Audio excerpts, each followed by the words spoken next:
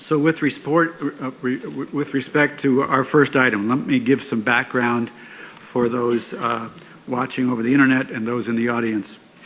The most recent state auditor's report found that the Office of the President interfered in the audit process by previewing campus responses to surveys issued directly to the campuses by the auditor.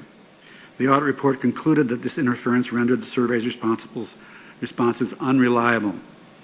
In response, the Regents authorized then Board Chair Monica Lozano to retain an independent law firm to assist the Regents in reviewing the actions taken by the Office of the President with respect to the campus surveys issued by the state auditor. Former California Supreme Court Justice Carlos Moreno and the law firm of Houston Hennigan were retained to conduct the independent fact-finding. Following our closed session a few minutes ago, that report is now available on the Regents' website. Let me give you a summary of our factual findings.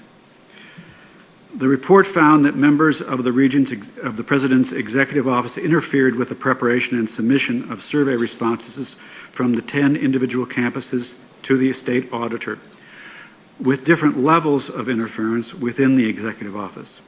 The report identified 4 actions that resulted in the interference. 1, directing the campuses to have the survey responses reviewed and approved by the campus chancellor. 2, instructing the campuses that the survey responses then should be submitted to the Office of the President for review before submission to the state auditor. 3, informing the campuses that the survey responses was not the time to air dirty laundry or otherwise provide negative information. 4, reviewing the responses submitted by the campuses and suggesting revisions and/or changes to the responses that reflected poorly on the Office of the President. The report found, and President Napolitano has acknowledged, that she approved the first 2 actions, that is, directing the campuses to have the survey responses reviewed and approved by the campus chancellors, and 2, instructing the campuses that the survey responses be submitted to the university the UCOP for review before submission to the state auditor. The first of those 2 actions was not interference by itself, but only when coupled with the second. President Napolitano's then Chief of Staff, Seth Grossman, and then Deputy Chief of Staff, Bernie Jones, obtained legal advice, or say they attained legal advice from the Office of the General Counsel, stating that the first 2 actions were legally permissible. The Moreno-Houston-Hennigan report concluded that interference with the surveys through the 3rd and 4th actions, specifically instructing campuses not to air dirty laundry and suggesting revisions to draft survey responses, was carried out by then Deputy Chief of Staff Bernie Jones at the direction of then Chief of Staff Seth Grossman.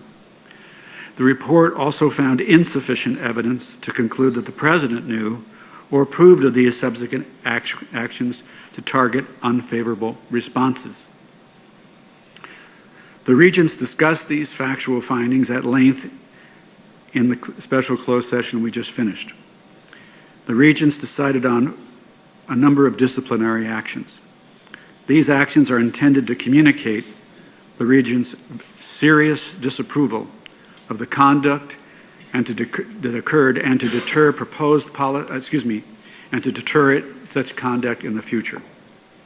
In a few moments, we'll take up, we were going to take up in open session some other matters, but as I said earlier, we had to defer those. So let me go through the disciplinary actions that we have taken. First, on behalf of the Board of Regents, I'm issuing the following statement admonishing President Napolitano. It is also available on our website, and we have copies for the press and public here today. Here is that statement. The President is responsible for setting an appropriate tone from the top and fostering a culture of transparency and accountability on behalf of the university, which operates as a public trust for the state and for the people of California. She is also responsible for the conduct of her staff, particularly her direct reports, including her Chief of Staff and Deputy Chief of Staff. It's important to note that in directing the state auditor's campus surveys to go through the chancellors and also to her office for review, the President was believed she was relying on advice of counsel. We are also mindful of the context for the actions taken, including lack of trust between the Office of the President and the State Auditor based on a previous audit. Finally, we review the conduct of the President in the context of a long record of public service and leadership, including strong leadership of this university. The Board continues to have confidence in and fully supports that continuing leadership of this university. Nonetheless, the President's decision to approve a plan to coordinate the survey responses reflected poor judgment and set in motion a course of conduct that the Regents find unacceptable. Her decision and then the follow-on actions of her direct reports reflect negatively on the University of California community, which is committed to the highest ethical standards in furthering the university's mission of teaching, research, and public service. The Board has therefore made it very clear to the President that her decision in connection with the audit did not meet the high standards and the good judgment expected of her. The Board has also asked the President to further examine the culture within the University of California Office of the President that may have contributed to the failure of others to meet their responsibilities. The Board will be taking actions in January with respect to those policies and bylaws that will further strengthen our oversight of the Office of the President and the direct reports, who are dual reports to the Board and the President. The second action we took, the Regents have directed the President to issue a statement accepting responsibility and apologizing for the Office of the President's interference with the State Auditor's campus surveys. And I expect you'll hear from the President shortly. Third, the Regents noted that while serious disciplinary actions regarding former Chief of Staff to the President Seth Grossman and Deputy Chief of Staff Bernie Jones were warranted, any actions are now rendered moot as both Mr. Grossman and Mr. Jones have resigned from the university. Those are the actions that we took in closed session. And we will be deferring the actions on the bylaws, as I said, and with respect to the policy matters till January. So let me now turn to President Napolitano. Thank you, Mr. Chair. And I accept the results of the Board's fact-finding review and the actions the Board has taken in response. I recognize and understand that nothing is more important for someone in my position than to uphold the highest possible ethical standards and to ensure that all of my staff do likewise.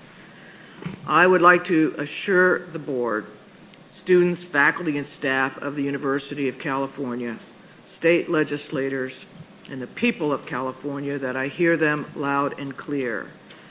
I regret deeply that I did not show better judgment in connection with this matter. I have already taken steps to ensure it does not happen again, and together with this Board, we'll work to implement the additional changes being recommended by the Board to further strengthen our processes in this regard. I am incredibly proud to lead this university.